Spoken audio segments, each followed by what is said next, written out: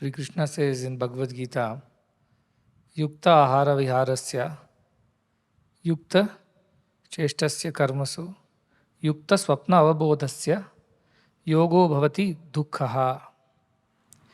What is yoga? He defines. He says appropriateness of moderation in living is yoga. Very simple definition. There are many definitions of yoga. Somebody thinks of yoga as a lot of asanas, contortions, and various poses and positions of the body. Somebody thinks of yoga as deep state of meditation or losing one's consciousness into a higher state of communion with the divine. Some people think of yoga, especially in the modern terms, as simply an existence where you eat vegan and wear cotton or something like that. But beyond all these things, Sri Krishna defines yoga very simply. He says moderation. What kind of moderation? Yukta.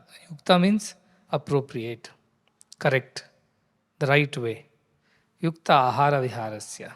What you eat appropriately. Vihara. Wherever you go, whatever you go about doing, do it appropriately, do it in the right way. Yukta, desires, chesta. All your activities which are undertaken to fulfill desires, let them be in moderation. Karma, for the chesta, let both be in moderation. Right kind of desires to be achieved through right or appropriate kind of actions. Yukta swapnavabodhasya. Even in sleep and in wakeful state, appropriateness. Not too much of sleep, not too much of being awake. Everything in moderation, because moderation is yoga which destroys all the sorrow. Dukkhaha. It destroys all the sorrows. India is the land of yogis from the time immemorial. And this message of yoga was given by Indians. Today we celebrate the International Yoga Day as we do, and everybody comes together to do yoga on that one day of the year in some patriotic fervor, just like we come to hoist a flag on 15th of August. But Indian idea of yoga is a daily practice and not a very difficult one. It simply says do things appropriately, do things as is needed, as is required, not too much, not too less. Ati, sarvatra varjayet. Extremes is not yoga. Moderation, balance is yoga.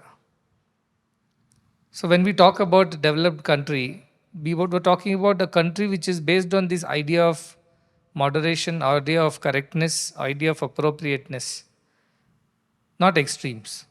On one end, extremely wealthy, on the other end, extremely poor. On one end, extremely capable, on the other end, extremely incapable. On one end, extremely healthy, on the other end, extremely sick. That is not the country that we are talking about as a developed nation. We are talking about a country where there is balance of everything. And everybody is following that balance. The richest also, though materially rich, is also moderated in his way of life. Opulence should not be ostentatious. That is yoga. And poverty need not be misery. Poverty in the sense, you may not be the billionaire, but yet if you have whatever is said, roti, kapada, makan, education, health, you are a satisfied person. Satisfaction is the true indication of one's happiness. Now we talk about human index, happiness index, and so on. But that alone cannot be the only criteria. The idea of being happy within, not because of the material comforts that one has, one who is happy within. And a yogi alone can be happy within. Nobody else can be happy. And who is a yogi? Who lives a life of moderation, who lives a life of correctness, appropriateness. He is a true yogi. Such a person is always satisfied and happy because his expectations are very moderate. So also his actions are moderate. He does not swing to either sides in excitement or in depression. He's always in the steady state of consciousness, more or less in the center. And that idea of life is Indian way of life. We never have to compete with anybody to become happy. We have to only understand ourselves, what gives us true happiness, establish ourselves in that idea, and we are happy. A musician may not be a very rich musician, but he can be a happy musician. Therefore, he is a yogi. A teacher need not be the most wealthy teacher, but he is satisfied with what he is doing. Therefore, he is a yogi. A political leader may not be the most popular leader of the country, but in his own sphere of influence, he is able to make a difference to people's lives and he is happy with it. He is a yogi. So, also a spiritual leader need not have millions of followers, but he is able to influence a few and help them walk this path. He is also a yogi. The idea of happiness and success, which has been given to us by the modern narratives, always equates success with wealth or fame or something materialistic. It never compares or it never identifies success with an inner feeling of satisfaction and happiness because it's difficult to measure it. Whereas the external measures, like how much is in your accounts, how many people follow you on your social media, how many votes you have won in the politics, or how many new businesses you started, what is your revenue and profit, and things like that, that definitely is equated with success. But that cannot be equated with happiness. India celebrated success as happiness, happiness that is coming from within. When one is in touch with one's true purpose and living that purpose, then you feel that connect within, then you feel satisfied and happy. And nothing material can ever define that happiness. So our yogis who had nothing except a coping cloth on their, probably on their line or waist, and no shelter, no food, no future concerns, no bank balances, no nothing. They were happy because that's why they were called as yogi. Yoga is born from this word yuj. Dhatu is yuj. Yuj means to yoke, to connect, to integrate. So their body and minds were integrated with this higher idea of happiness which comes from one's connection with the self. So if you talk about a developed India, it is not an India full of bhogis who are only consuming and consuming and consuming, and because it's a consumption driven economy, everybody is buying left, right and center, and indexes are going up and GDP is going up. That is not the country, developed country we are talking about. We were talking about developed country where people are happy. It's a happy country. Of course, basic happiness comes from food, shelter, clothing, education, employment, health. These basics have to be looked after. I'm not saying that should be ignored. But beyond that, the true happiness comes from people living their purposes. And each person's purpose is different from the other. One is born to do music, one is born to do sports, one is born to do business, one is born to do teaching or military or a political leader. There is aptitude, there is a guna dharma, as we all know, basis which each person should follow one's way of life. And nobody is higher or lower. Everybody is good, everybody is right, everybody is appropriate as long as they're doing the purpose that they're born to do. And material success can never define the respect that they should receive in the society. Unfortunately, it has become like that. You're respected if you're materially successful. But India, old India was not like that. People were successful when they were happy and they were able to radiate that happiness to everybody who came to their circle. Those people were welcomed everywhere because people felt happy in their presence. Not very far ago, in 25, 30 years back, we would invite an intellectual or a thought leader or a spiritual leader to our homes. What can you gain out of them? They're not going to give you any money. There is no business that you can do with them. Simply the joy of being in the company of such happy people who are living their purpose itself was a joy for families to celebrate them by inviting them. And they'll invite their friends also. Please come and join us. Today such and such person is visiting. Nobody asked how big he is in terms of material success, whether he's a billionaire, whether he's a top tycoon industry. Nothing. They came because they want to just feel that joy of the presence of such a person who is in touch with himself or herself. That is the idea of India's success. So while we have economic and social and all the other parameters in terms of GDP and growth rates and things like that, That's necessary to make sure that everybody has enough to eat and live a comfortable life. If should one fall sick, has access to healthcare. Should one have children, they should have access to education, decent employment opportunities, dignity of life is there. All this is basics that has to be looked after.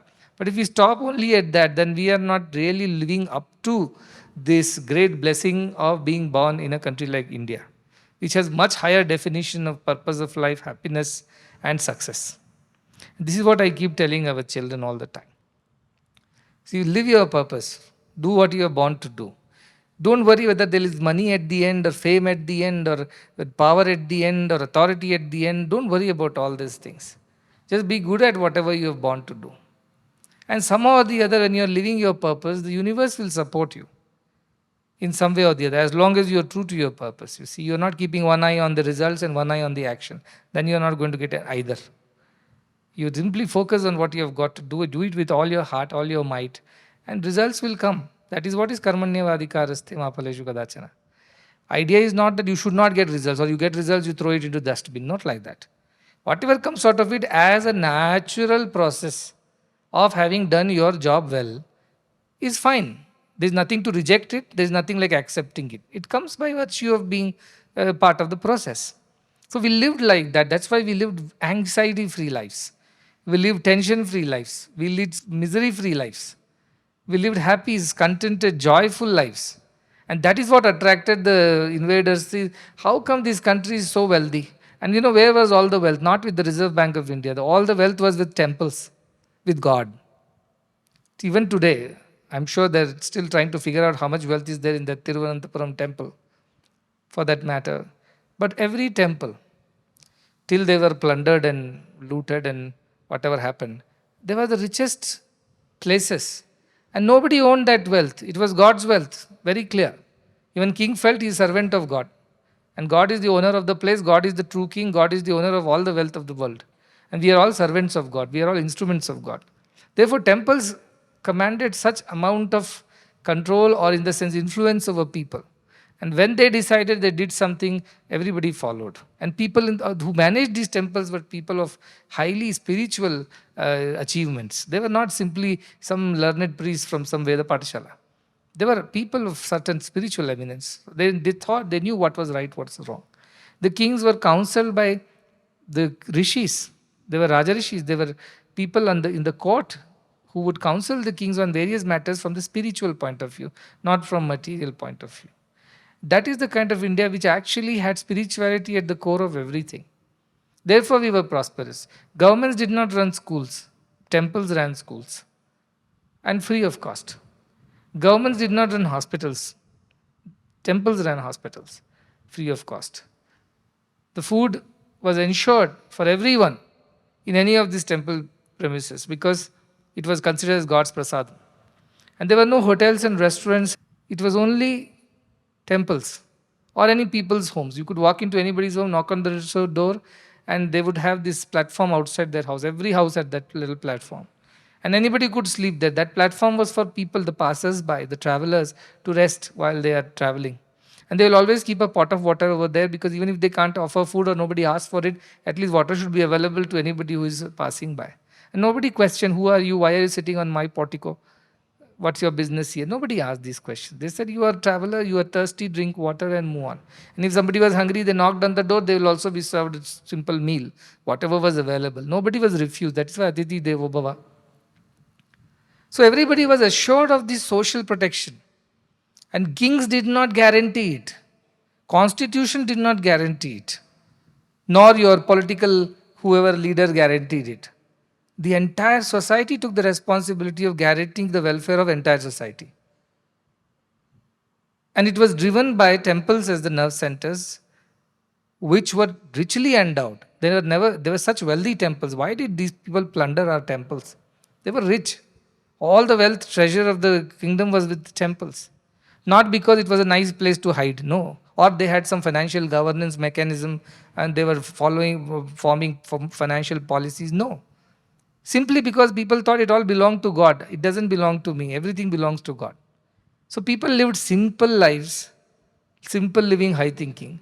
On all the wealth, everything was with the temples. Even kings were the servants of God, and that's how the whole kingdom ran with so much of peace and harmony. Everybody was equal. When we talk about our constitution, equality, liberty, justice, fraternity, where is all that in today's world, you tell me? These are only words that are good for repeating on Independence Day and Republic Day. Where is equality? Have we achieved it in 75 years? No. Where is true liberty? The choice given to everybody to live their lives in accordance with their dharma. Where is that guna dharma? Not available. Fraternity, harmony, brotherhood doesn't exist. Maybe in small pockets. Justice, lesser we talk about it, the better it is. With the number of pending cases in all the courts, where is justice for a common man, for a voiceless, faceless citizen? There is no justice. In 75 years, we haven't achieved it, which India was the embodiment of all these virtues for thousands of years. Till new modern materialistic idea of success and happiness as wealth and power was introduced into the minds of Indians. Till then, we were all very happy. We did not bother about anything else. I'm not talking about even 1,000. I'm talking about maybe 10,000 years ago. India is very old. That's how people lived.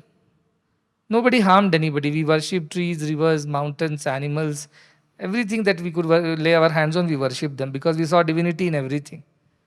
Ahimsa was the foremost virtue that everybody followed.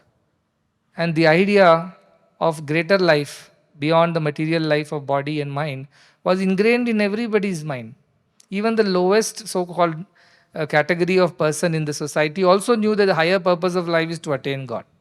And he can attain that by doing his dharma, doing his purpose. We have great examples, our textbooks or whatever spiritual texts are replete with stories of simple folks, ordinary folks who have achieved extraordinary spiritual heights simply by doing their Gunadharma. So to me, independence is this. One, the understanding of what is your Gunadharma so that you can contribute in the best way. Mediocrity will disappear from the society. Excellence will happen because everybody is doing their job passionately with all their interest and enthusiasm. Second thing, all these ideas, equality, justice, fraternity will happen because nobody is doing it selfishly. They're doing it out of selflessness, out of the concern for others. Just follow these to do what you are born to do and do it selflessly. All these values will manifest in the country. We don't have to read and write constitutions. People are living constitutions of the country because they all live with the same thought. Can we create a country like this in next 22 or 23 or 24 years? I wonder. Unless we put some very serious efforts in this direction, I don't think we can continue. Maybe we'll become today whatever 5 trillion, next we will become 28 trillion by 2047. All these are numbers. We have bigger economies. Don't we have United States of America? $25 trillion economy, $85,000 per capita. Where is happiness? Where is peace? Where is joy of living? I don't see that. Maybe in a couple of people, but most of them are just living their lives day to day, managing somehow. And they're rich, but they're not happy. They're powerful, but they're not joyful.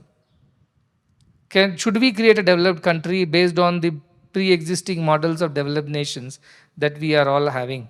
Or should we reinvent ourselves, rediscover our roots, and build India based on those principles of happiness, which is equal to an inner satisfaction of doing what you are born to do, and then doing it selflessly so that you contribute positively to the society. Nothing for in it for myself. Unless we build our country or the world on these values, there is no redemption. Wars will happen, governments will collapse, there will be rebels, there will be conflict, there will be the haves and the have-nots, and this will go on forever, perpetually, endlessly, because we are doing it all wrong from the beginning. The origins of it is the Indian philosophy. As I mentioned, what is the right thing to do, do that. And do it in the right way. Right to freedom is freedom to do right. And that is what everybody should learn, to do right. That is yoga. You're a student, you're supposed to study, you're supposed to behave in a certain way, conduct in a certain way. That's yoga for you. You are a teacher, you're supposed to teach in a certain way, conduct yourselves in a certain way, and inspire students in a certain way. You are a yogi too. You're a doctor, you can be a yogi. You're a cleaner, you can be yogi. In Mahabharata, we have a Vyada Gita. Butcher can also be a yogi. So all kinds of people can be yogis because India was the land of true yogis. And yoga to us meant a higher purpose and living our life in accordance with this higher purpose while we still do our day to day things. So I am thinking of how do we build this developed nation on these principles. Economic prosperity or progress does not guarantee happiness and satisfaction and joy of people. We may still be embroiled in conflicts and wars and issues like this. There won't be any peace and happiness. Should we build a developed nation? I always remind our leaders what an opportunity we have got to do it right this time. Those who have already become developed nations, now they want to change the definition of development. It's very difficult for them. But fortunately, we have not become developed nations still. We still have some way to go, and this is the time we can do it right. Build it on these spiritual values, but for that, you need a spiritual leader highly convinced about these ideas. And that's when all these constitutional values will manifest, not by a stroke of pen, not by an assembly which decides these are the values, not by putting it on posters in the walls of the institutions. It won't manifest. It hasn't in 75 years. How will it happen? That is where we find ourselves lacking in becoming what we truly are. And we can lead the world only by that, nothing else. We can lead the world only when we are able to develop ourselves this materially as well as spiritually. I am not ignoring the material progress. It is a must. India of the past was very rich, very wealthy. That's why all these people came and attacked India. If India had nothing to offer, why would these plunderers come? But India was so wealthy, yet it was so happy and simple. It sounds like a paradox. You'll wear cotton, you eat 2 meals a day, you go about doing whatever you have got to do. You don't live in big mansions and wear a lot of jewelry and ornaments. Yet your country is rich and everybody has everything available to them. Because society took care of itself by this idea of self-governance. That is true independence. Nobody wanted to do things wrong because they knew the higher purpose would not permit this. If we deviate from the path of dharma, we will miss out on the greater purpose of life, which is to attain moksha. Therefore, let us not do any artha and kama which is not in line with dharma and moksha. Simple. It was so easy. How to bring back these values in these hard-headed modern educationists and academicians is going to be a very tough task. Because all that educational institutions are tasked to do is to create employment so that they generate whatever earnings or revenue, and that's how they add to the economic prosperity of the country. All the idea of education is ending there. And whichever institution is able to do better, getting you better packages after their education, that institution is becoming the prime institution in the country or the world. But that's not the country that we talked about. So my whole concept of developing a nation is actually doing it the other way around. Developing the spiritual core of it, the spiritual roots of it, and the material prosperity, the material shoots will happen. The only place that we are trying to manifest where we have really recreated the ancient India by making education absolutely free. Nobody pays for anything. You may be a son of a rich person or a poor person. You may be so-called this caste or that caste. You may be coming from a city or the rural area. It doesn't matter to us. You're all equal. Our patients are all equal. We do not discriminate who can pay, who cannot pay, who comes from which background. Nothing like that. Many times I have been advised, please treat only patients who are of this religion or this. I said, no. That doesn't work like that. Everybody is equal to us. That is how our ancient India was. And so also in food, Annapurna, we serve in all schools across the country. We never ask which caste you come from or why you should be served. No questions asked. This was the India that we always lived in. So we are trying to recreate that. On material side, yes. As you mentioned, education, health, nutrition, we are able to sort of succeed in some way. But in the spiritual side, unless you all rise to the occasion and lead those simple yet happy lives and think that all that you have belongs to God alone, and society is the owner of the societal wealth, not an individual, then there is a possibility of proving this model and showing that this is how prosperity, material and spiritual, can be achieved. And if we are failing at what we are trying to do, who is going to believe our scriptures? Because nobody even tried it in the last couple of 100 years that I know of. Maybe much, much before that this was all happening, but today no. So this time to turn the ship, The only option is that we should succeed. We have to prove in next 20 years our students, our staff, our devotees should be shining examples of both spiritual enlightenment yet material simplicity. They're happy, joyful, satisfied people and not worried about wealth as their end goal or power or authority as their goal. Service minded, selfless, spiritual people would define what India should look like in the future. I know it looks like an insurmountable task, it looks almost impossible. But everybody who started on a new journey thought it was impossible to undertake it. But somebody had to undertake that journey. When Mahatma Gandhi returned from South Africa and thought he will make this country independent, do you think there was any remotest chance of country becoming independent? Or Subhash Chandra Bose against the big mighty British Empire started making Azadi in the Fauj and went somewhere to Japan and everywhere to collect his people.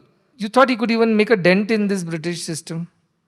But they all made the difference by doing whatever they could do in their own way. So also the rishis and the saints and sages keeping the culture of India, the soul of India alive by singing the glory of God in streets and temples, in connecting people and their hearts through devotion, bhakti, and all the wisdom. They kept India alive. They didn't allow it to break into pieces. Tell me one country after the colonial rule that has remained the same as what it was before. No country. Look at Australia, look at Europe, look at any other country, even around ourselves. After an invasion, after a certain colonial force occupied it, their religion changed, their culture changed, the way they eat, dress, talk, walk changed. India is still like what we were. Till 10,000 years ago, whatever mantras were chanted, still it is being chanted in our Veda Patashala. We still talk about the same scriptures and Upanishads which our ancient forefathers were talking about. We still sing the glory of God as we did in the past. Some changes have happened, of course, in the material living side, but otherwise the core has remained, and that is because of the contribution of these great sages and saints and the temple culture. So my view of India is to let us do it the right way this time. We can't afford to go wrong because if we go wrong, India is the engine. The whole train will go wrong. All the countries will go wrong if India goes wrong. So this is why I always remind ourselves of what a great responsibility, at the same time, what a great honor it is to lead the world in the right way. So I look forward to 25 years from now when our students, our people who have been groomed here, trained here, who have been molded here, will lead the way. And by example, by their personal precept, not by talking. Our children, these who are sitting over here today in the enclosure in the National Day celebrations at Red Fort, there was kids sitting there with the T-shirt on their back, My Bharat 2047, Viksit Bharat, like that. And the Prime Minister walked into that enclosure and sort of greeted all of the kids because his idea was that these are the kids who would be the people in the positions when India becomes a developed nation. Therefore, he wanted to interact and give them the vision that you must create the world that you want to live in. It's in your hands now. So this is the generation that needs to be molded correctly through the right kind of example, through appropriate life. Our people, the richest people, don't live ostentatious and exhibitionist lives, but live simple, moderate and appropriate lives. That will be an example. You can be a billionaire, but you don't have to, show it off. You can still lead a very simple, ordinary life like King Janaka. You can be the mightiest, richest, powerful nation, but yet you have care and concern for everyone. That is possible. Only India can teach that because other nations did not have this philosophy in the first place, isn't it? So where is that possibility for them? We had these and we lived like this couple of thousands of years ago. Therefore, it's possible for us to, it's there in our DNA. If only we kind of activate it back. And that can happen if you people become selfless and do the purpose for which you are born. Whatever you do to the best of your abilities. Nothing is greater or lesser in God's eyes, as long as it is done with utmost sincerity and with a selfless motive. Every task is divine then. Every act is yoga. And that kind of yogis should be created in this institution and later shared with the rest of the country and the world so that they create inspiration for others also to follow. That is the only hope for the world. There is no other hope. And I keep telling, it may sound audacious when I say from this little hall or this little ashram, we would be actually changing the world in the future. It may sound a little too outlandish. But let me tell you, if we don't do it, nobody is going to do it. No institution in the world. Nobody. And therefore, it's very, very huge responsibility on our shoulders. Let's put our thoughts and hearts together and let's work towards giving the world a new example, a new standard, a new benchmark of how things should be. And truthfully, this is not new. This is the most ancient idea of India. That is how we lived, and that is how we want to live in the future as well. So each one of us becomes more selfless, more sincere. Definitely, this is doable. At least we can start making an influence. It does not need much, like a little salt added to the food enhances its taste. And in the process, disappears into the food, doesn't even stand out. Likewise, our students, our staff, our people should enhance the society and yet not stand out. They should become one with the society, merge in it, and change it from within. That will happen 20, 25 years down the line. I know the Prime Minister and the people at the helm of affairs, they are doing their part, whatever is their might. There are many other NGOs and organizations, they are doing their part too in improving the lives of people. But we also have a part to do, and that part we must do it well, because we won't get another chance. If we don't do it now, I don't know when again we'll get such a beautiful opportunity to make a difference. So let us keep some higher goals, higher purpose in life of making a difference to the world by making a difference first within ourselves and then without wherever we are. And simple values are given, cultural values of the institutions and individual values. And today, as I mentioned to you, sincerity of your efforts to do your purpose and doing it selflessly. These are all things which can take us where we want to go. So remind yourself of this wonderful opportunity. It's a blessing to be born in India. Nothing against anybody else who's born in another country, because India is a mother for all countries and cultures. So you are just back, when you come to India, you come to your mother's home. That's how everybody from every country should think of. Similarly, when I go around the world, I don't see them as different. I only see them as our cousins, our brothers, our family members living in other countries. That is how India thought of the whole world as one family. All this is possible only if us here put sincere efforts and selfless efforts. It's possible. And slowly the change is happening. I know it's happening. Right now it's like growing under the earth. It's taking roots. But eventually it will grow out also and become a tree. But till such date, we must patiently continue to do what we have got to do without sparing any efforts in our sincerity and selflessness of the purpose. May we together build such a country and the world thereafter. With these words of blessings and with blessings to all the people who are a part of this mission, who are supporting us in so many ways, selflessly, fearlessly, and shamelessly, as I said. They are the people who are really to be thanked. This is not possible unless so many people have made silent sacrifices in their own way. Let us realize this and be grateful for all that has been given to us to live our lives today, breathe free air, and have choices to have the liberty of making choices as per our guna dharma. All this is possible because of other sacrifices. Now it's our time to do this for the next generation. Let us do it better than what was done before. That is how we pay the debt of gratitude. With these words of blessings, I conclude.